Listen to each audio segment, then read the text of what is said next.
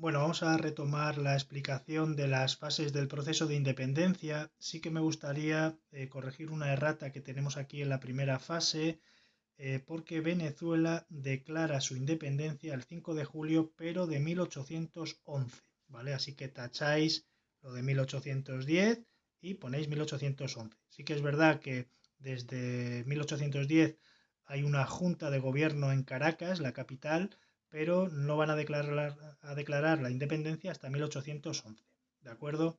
Bien, dicho esto, pasamos a la segunda fase, que ya os dije que bueno, pues tiene lugar entre 1815 y 1824 y esta fase se va a caracterizar por las grandes campañas militares a gran escala, ¿vale? Aquí vamos a tener ya un enfrentamiento directo por la independencia entre lo que se llaman los patriotas van a ser los independentistas, los patriotas, ¿vale? Son patriotas, lógicamente, a los países que quieren construir, y los españoles van a ser los realistas, ¿vale? Los realistas van a ser los que defiendan el orden vigente de los virreinatos y las capitanías generales que hemos explicado en el bloque anterior del siglo XVIII. Así que los patriotas son los independentistas y los realistas son los españoles, ¿vale? Por si aparece por ahí en algún libro y sepáis más o menos pues identificar a cada uno de los bandos. Bien, sin embargo, esto no va a ser tampoco tan sencillo, esto va a ser más complicado, porque entre los propios patriotas tuvieron problemas, ¿vale? Es decir, fue también o incluye también una guerra civil entre patriotas, ¿vale?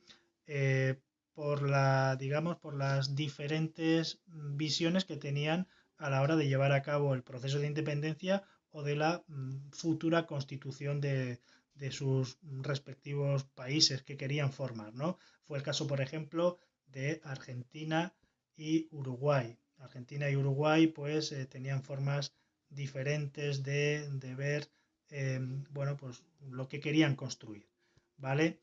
Bien, en esta fase ya vemos, por ejemplo, algunos territorios que ya se han independizado, como puede ser Paraguay, lo tenéis ahí, ¿vale? En 1811. Y esta va a ser la fase de los grandes líderes, de los grandes héroes militares, ¿vale? Independentistas, patriotas, como, bueno, los que nos suenan, pues por ejemplo, el que más nos va a sonar va a ser obviamente Simón Bolívar, lo tenéis ahí.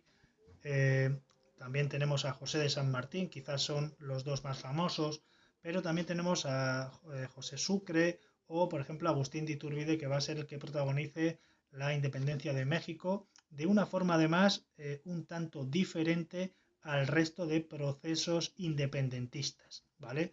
Entonces, idea importante es que es un proceso complejo, que se van a enfrentar entre ellos mismos. El propio historiador John Lynch habla de revoluciones, más que de revolución hispanoamericana, habla de revoluciones diferentes, que México va a protagonizar un proceso de independencia totalmente distinto al resto. Y bueno, yo voy a intentar explicar, digamos, el proceso pues de la mejor manera que sé, que es haciendo más o menos un discurso, digamos, de sus protagonistas. Aquí tenéis en los 4 puntos, bueno, pues los personajes más importantes que van a protagonizar la independencia. Yo me voy a detener sobre todo pues, en Simón Bolívar, que es quizá el más importante o por lo menos el más famoso, el que más os suena. Y bueno, aquí tenéis todo lo que tenéis que estudiar, ¿de acuerdo? Bien, comenzando con el primero, con José de San Martín, pues este era un general argentino, y este pues, va a destacar en la independencia de Argentina, que ocurre en 1816. Argentina va a convocar un congreso, el famoso Congreso de Tucumán, en 1816, eh, y bueno, pues declara la independencia. También va a jugar un papel importante en la independencia de Uruguay y Paraguay. Bien, estos territorios, Argentina, Uruguay y Paraguay, formaban parte del virreinato del Río de la Plata, ¿vale? Ya sabéis que lo hemos estudiado en el bloque anterior, que las colonias o los territorios americanos y españoles estaban divididos en 4 grandes virreinatos, que eran el virreinato del Río de la Plata, que incluye estos territorios, alguno más, el virreinato de Nueva España, que era México, el virreinato de Nueva Granada, que sería Colombia, y el virreinato de Perú. ¿De acuerdo? Bien. Pues este José de San Martín lo que va a hacer va, digamos, coger un ejército, con su ejército de los Andes, así le llamaron. Bueno, pues consideraba que para, bueno, voy a ir al mapa y ahí lo explicamos un poquito mejor. Él consideraba, bueno, aquí tenemos las campañas de San Martín en rojo, ¿vale?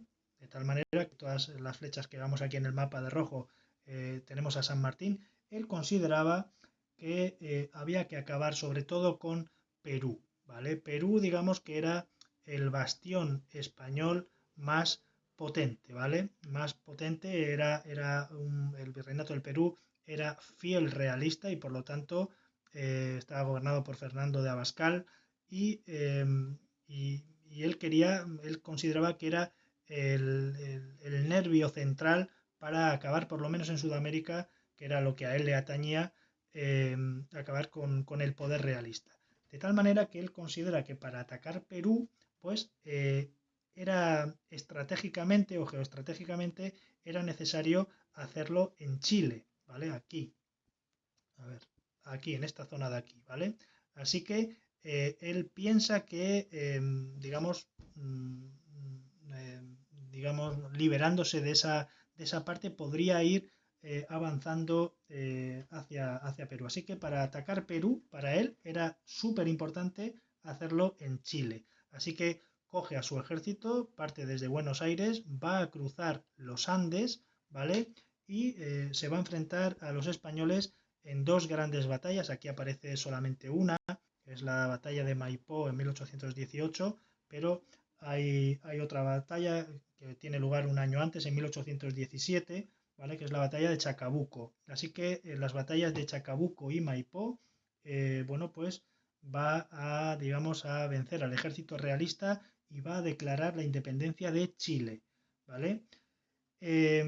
Allí, bueno, va a recibir el apoyo de O'Higgins, que es otro personaje importante, y bueno, pues se va a preparar, digamos, digamos, para conquistar, va a preparar una campaña para conquistar Perú, que es lo que él considera que es lo más importante, ¿vale? Eso con respecto al señor San Martín. Bien, si nos vamos al segundo de los puntos, ¿vale? Tenemos al señor Simón Bolívar, que es quizá el que más nos suena, ¿vale?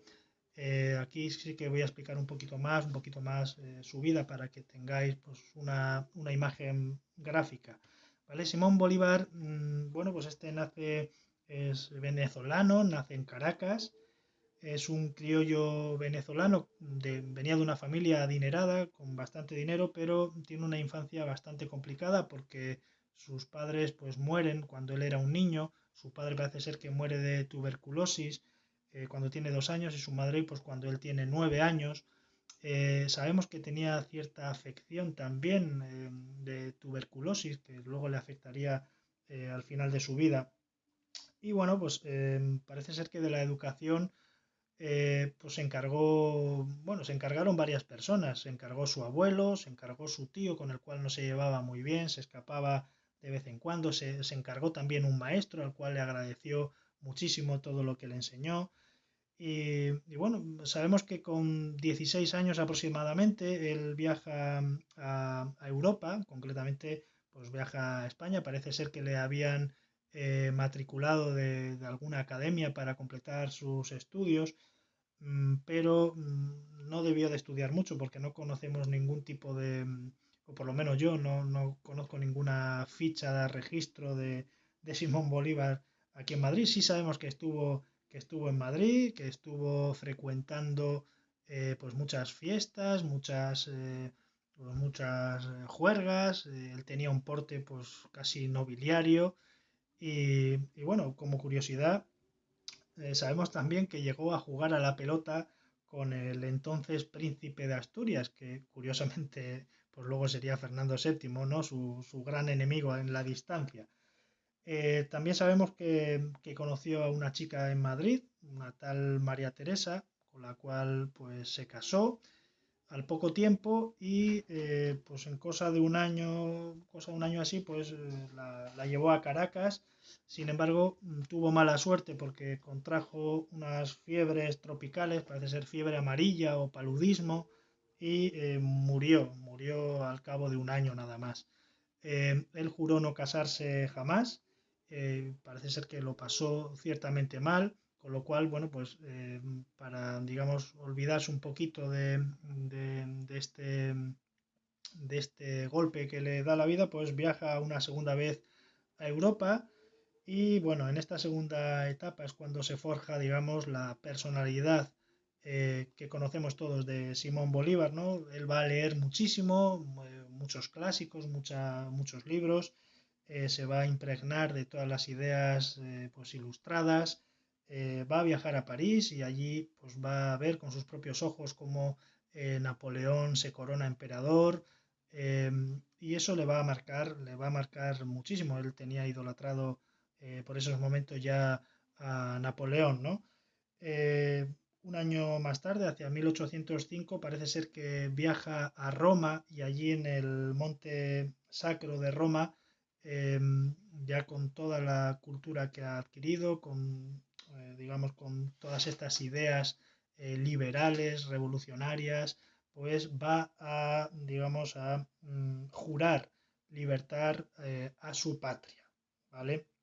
Bien, de tal manera que en 1806 regresaría a Venezuela, y bueno, se encuentra pues con un territorio pues en el que hay una gran agitación social y política y bueno, ya en 1807 él ya podemos encontrarlo en Caracas. Vale, ya he dicho antes que hacia 1810, más o menos, si no recuerdo mal, el 19 de abril de 1810, eh, hay una junta en Caracas, en Venezuela, una junta de gobierno, ¿vale? Y él pues va a estar ahí para apoyar esa junta de gobierno y parece ser que esta junta de gobierno envía una embajada a Londres, a Gran Bretaña, para solicitar apoyo. En esa embajada ya figura Simón Bolívar con el cargo de coronel, con la graduación de coronel. Y nada, pues va a Londres, parece que no tiene mucho éxito esta embajada, pero sí que sabemos que de allí, de Gran Bretaña, regresa el famoso Francisco de Miranda, el llamado precursor. Y se le llama precursor porque él ya intentó algo parecido a un proceso emancipador cuando desembarcó en Coro en 1807. Sin embargo, le salió mal y en fin, se tuvo que ir, ¿no? Bien, el 5 de julio de 1811 hemos dicho que bueno, se va a declarar la independencia de Venezuela y se va a redactar una constitución y va a ser una constitución lógicamente republicana, es decir, no van a querer a ningún rey y va a ser una constitución federal, más o menos eh, como Estados Unidos, vamos, pero Venezuela estaría formado por 7 estados. En esta primera república, digamos que el dictador o el que más manda va a ser el líder de esos momentos, que era Francisco de Miranda. Sin embargo, claro, Venezuela va a sufrir muchísimo porque va a sufrir pues, todo el aislamiento económico que le va a proporcionar, pues lógicamente, los fieles a los realistas, a los españoles. También tuvieron mala suerte porque Caracas sufrió un terremoto en 1812 y en ese mismo año, además, pues una expedición española va a ocupar Caracas y pues va a acabar con el gobierno de Francisco de Miranda, que va a ser detenido y enviado a una prisión de Cádiz, donde moriría allí, ¿no?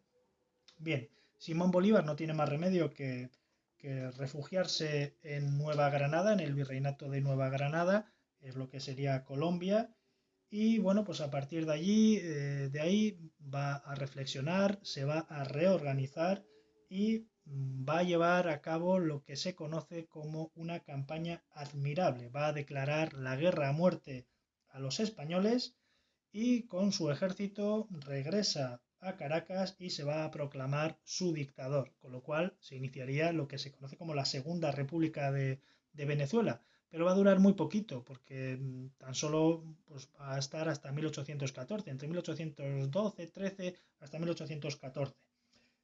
Será derrotado por Tomás Boves, que es el comandante enviado del ejército realista, fiel a España, por lo tanto, y Bolívar pues tiene que exiliarse una vez más y se refugiaría digamos, en la isla de Jamaica y de Haití.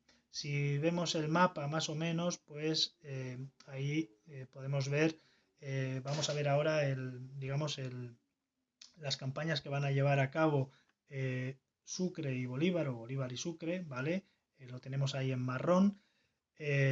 Y bueno, vamos a explicarlo un poquito. Lo que va a hacer Bolívar va a hacer pues casi lo que hace José de San Martín, pero a la inversa, ¿vale? Sabemos bueno, que va a regresar a Venezuela en 1818, ¿vale? Están aquí en estas, a ver si a ver, aquí, está por aquí, en estas islas, va a regresar a Venezuela en 1818, ataca Caracas, pero fracasa, ¿vale? Parece que fracasa y realiza un congreso, una reunión de sus partidarios un año más tarde, en 1819, y bueno, le va a nombrar presidente de la República. Así que, bueno, pues partió de los llanos y remontando el ramal oriental de los Andes, haciendo lo que había hecho San Martín, pero a la inversa, pues va a cruzar los Andes y va a realizar un ataque sobre Nueva Granada, ¿vale? Sobre Nueva Granada, en 1819, la famosa batalla de Boyacá. Lo tenéis ahí. Y nada, obliga a los realistas a evacuar Bogotá y eso pues va a provocar un levantamiento general de toda esta zona de aquí, ¿vale? De todo lo que sería Colombia y pues nada, allí lo que hace es, eso va a dar alas al proyecto que él quería construir. Él lo que quería construir pues era, digamos, la famosa República de Colombia, ¿vale? O lo que se llamaría como la Gran Colombia. Lo tenéis aquí a ver, aquí, supongo, vale, aquí en verde, ¿vale? Es decir, incluiría todo esto que tenéis aquí, ¿vale? Todo eso es, digamos, el país o la república que querría él construir, la Gran Colombia, que incluiría pues Venezuela, Nueva Granada, que incluiría Panamá, Quito también, es decir, es lo que él pretendía, ¿de acuerdo? Bien, así que ese va a ser su idea. No sé, aquí, vale. Eh, Aquí nos lo dice, ¿no? La batalla de Carabobo, la batalla de Boyacá, son las dos batallas importantes y puso las bases para crear lo que se llama la Gran Colombia, que ya veremos cómo pues no pudo completar porque al final, bueno, pues se crearon las famosas repúblicas de Venezuela, Colombia, Ecuador y Panamá, pero no en un gran país, digamos, una gran república, sino en pequeñas repúblicas. Bien, luego tenemos al señor Iturbide, ¿vale? Lo tenéis ahí debajo. Iturbide, pues, lideró el proceso que independizó México en 1822. Bien, sin embargo, en el caso de México, hay que decir que antes de Iturbide, y este es un proceso un poquito extraño, sí que hubo, digamos, un proceso peculiar. Y aquí serían los indígenas, los que, digamos, guiados por su párroco, por el párroco del pueblo, pues se lanzaron, digamos, a rebelarse contra todo lo que fuera opresión, lo que sonara a español, etcétera, ¿no? Ese cura es el famoso cura Miguel Hidalgo y en el pueblo de Dolores, en 1810, pues inicia una marcha sobre México, en principio en nombre del rey, de la religión y de la Virgen de Guadalupe, así lo decía él. Pero no fue un movimiento de la élite criolla en busca de mayor autonomía, sino que, como os he dicho, fue un levantamiento de los indios de ese pequeño pueblo con una serie de objetivos un poco confusos y que, bueno, pues adquieren pues tintes de una guerra racial. Sabemos que se dirigen hacia Guanajuato, ¿vale? No sé si aquí en el mapa aparece por ahí, no aparece porque son pueblos muy pequeñitos. Bueno, estamos en México, se dirigen hacia, os he dicho, hacia Guanajuato y allí pues provocan una matanza de blancos, pero estos les da igual que sean peninsulares, es decir, españoles que controlan el gobierno y todo el tema político y todo esto, sino que también matan a los criollos, ¿vale? De tal manera que, bueno, que tiene un carácter muy radical y lógicamente pues los criollos le van a negar su apoyo. Lógicamente, el cura, digamos, el cura Hidalgo se va a buscar muchísimos enemigos, intenta huir a Estados Unidos, pero finalmente lo cogen y va a ser ejecutado. Un poquito después, otro cura, en este caso José María Morelos, pues va a seguir, digamos, el ejemplo del señor Hidalgo, y este sí que parece que le va a dar, en ese intento, bueno, pues le va a dar un contenido político al movimiento, una especie de espíritu nacional que identificase a todos los habitantes de México, ¿vale? Pero claro, excepto a los peninsulares, a los españoles que eran, digamos, los enemigos, los que les tenían, pues eso, digamos, subyugados, ¿no? A todo lo que ellos querían, ¿no? Y en 1813 parece ser que convoca un congreso en un pueblecito, se llama Chilpancingo, y allí declaran la independencia. Pero tampoco, los criollos tampoco le dan su apoyo y finalmente pues va a ser capturado y ejecutado. Así que esos son, digamos, serían los antecedentes antes de llegar al señor Iturbide para, digamos, la independencia de México. De tal manera que cuando llegamos al señor Iturbide, pues este, un poquito harto ya de todo esto, pues, de todas estas matanzas y tal, pues él va a proclamar lo que se conoció como el Plan de Iguala, basado en, así se llama, basado en el Plan de Iguala, basado en tres garantías, ¿no? Religión, independencia y unión de todos los mexicanos, sin excepción de raza o lugar de nacimiento. Por lo tanto, cogió un poquito las ideas del cura Morelos, de José María Morelos, y finalmente en 1821-22 pues consiguen la independencia, ¿vale? Digamos que el propio Iturbide va a ser, pues va a protagonizar un sistema pues muy conservador, va a ser emperador, vamos. Y luego, tras su caída, bueno, pues se va a convertir a partir de 1824 en una república federal, ¿vale? Y finalmente tenemos aquí a Sucre, ¿vale? Sucre va a ser, pues, digamos, un líder militar en la cual, pues, el propio Simón Bolívar, pues va a encargarle pues la independencia de Bolivia, ¿vale? Va a encargarle eh, este objetivo y bueno, aquí esta famosa batalla, la famosa batalla de Ayacucho, donde ya veremos en el tema siguiente, se dijo que estuvo Espartero, pero él lógicamente no estuvo allí. Pues nada, va a ser el protagonista de, de la independencia de Bolivia y Bolívar por su parte va a vencer la batalla de Junín en el Alto Perú y finalmente pues nada, en un congreso, en el Congreso de Chuquisaca se proclama la independencia del Alto Perú que se denominó Bolivia, ¿vale? Sí que es verdad que la última batalla, digamos, entre independentistas o patriotas y realistas va a ocurrir en el año 1825, ¿vale? A ver si lo pongo.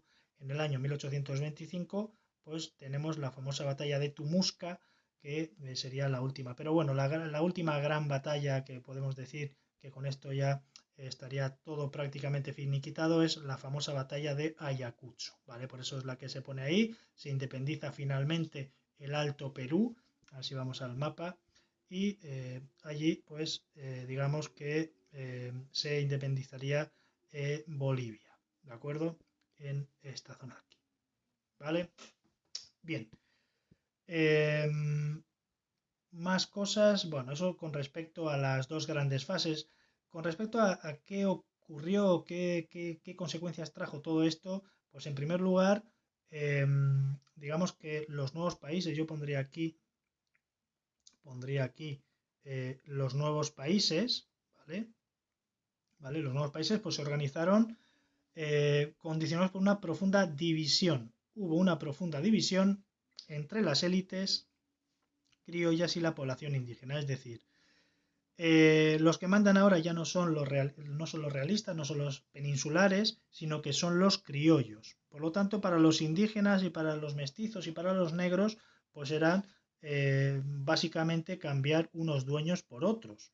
Así que, como nos dicen aquí, estos indígenas siguieron estando marginados. Por lo tanto, ellos vieron pocos cambios. ¿De acuerdo? Bien, en segundo lugar, el sueño de Bolívar de crear una América unida con esa gran Colombia, lo que sería si hubiera triunfado los famosos Estados Unidos del Sur, ¿vale? Fue imposible, ¿vale? Esa gran Colombia pues se disolvió en multitud de repúblicas que son los países que tenemos pues hoy en día, ¿vale?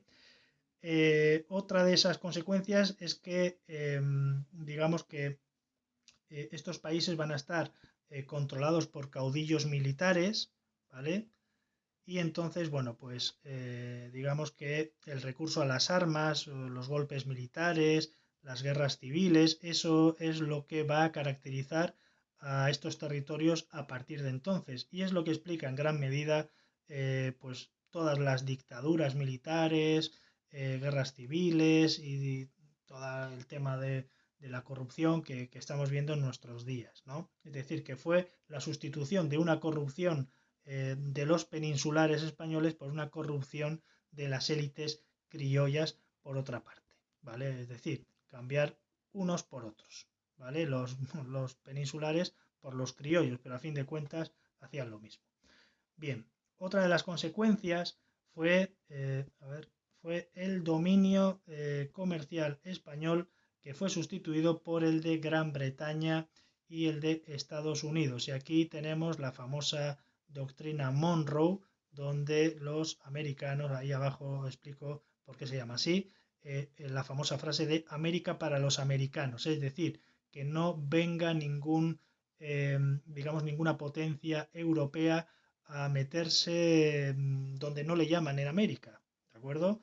De tal manera que desde entonces Estados Unidos pues, ha sido digamos, el dominador de todo este territorio, de todo, prácticamente de todo el continente, ¿no? Sí que os recomiendo ver un documental que se llama La Escuela de las Américas. Bueno, si lo veis, ya me lo comentaréis a ver qué os parece. No os digo más.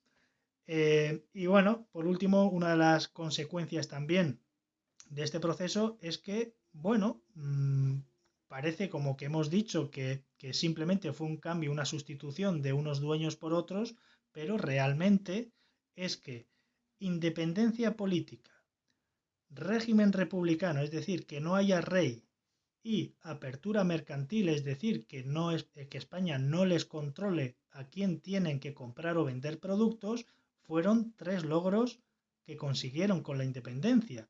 Y que yo sepa, bueno, que yo sepa, esos habían sido los objetivos de los criollos independentistas.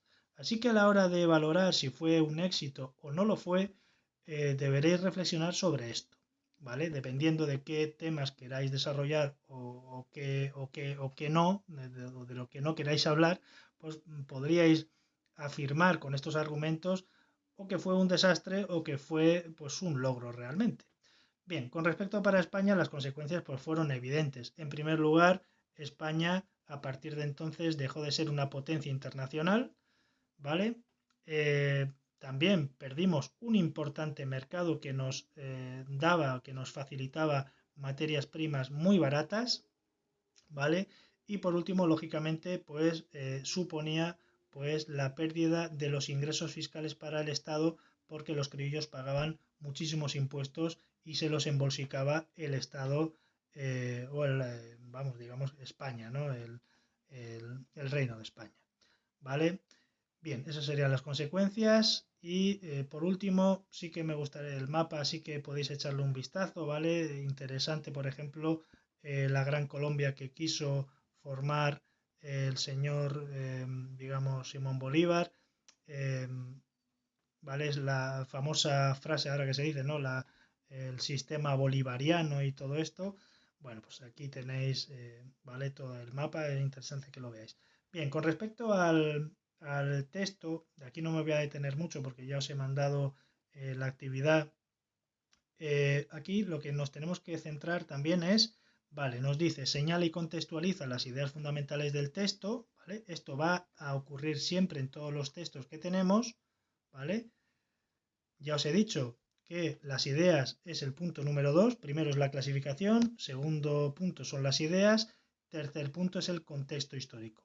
Y por último hay que centrarse en el cuarto punto a ver qué preguntas asociadas al texto nos realizan. En este caso nos dicen que la relacionamos con la personalidad de Fernando VII, ¿vale? Por lo tanto ya tenéis en los apuntes también cuál es la personalidad de Fernando VII y esa personalidad, cómo, digamos, cómo se comporta en ese conflicto entre liberales y absolutistas durante su reinado. Bueno, sabiendo las tres fases de su reinado, pues es fácil más o menos saber qué personalidad tenía, ¿no? Bien, con respecto al texto, yo de aquí subrayaría lo siguiente, más o menos para que lo tengáis grabado y podáis verlo cuando queráis. Yo subrayaría en primer lugar como tres o cuatro ideas, quizás tres ideas. En primer lugar, yo subrayaría lo de anuncio mis reales intenciones, ¿vale? Esa frase es importante porque aquí ya actúa como, digamos, como un rey absoluto, prácticamente, ¿vale? Vale, ya sabemos que Fernando VII ha restaurado, con este decreto va a restaurar el absolutismo y el antiguo régimen. Así que mis reales intenciones, que son absolutas, ¿vale? Bien. Dice aquí que, en segundo lugar, yo subrayaría un rey y un padre, vale. Aquí nos dice que se va a presentar no como un déspota ni un tirano en la segunda línea, sino que se va a presentar como un rey y un padre de sus vasallos. Aquí yo pondría que se presenta como, digamos, tiene un carácter paternalista, ¿vale? Es como si fuera, claro, nos dice aquí, es el padre de sus vasallos. Es decir, se presenta como un rey propio del despotismo ilustrado, ¿vale? El despotismo ilustrado,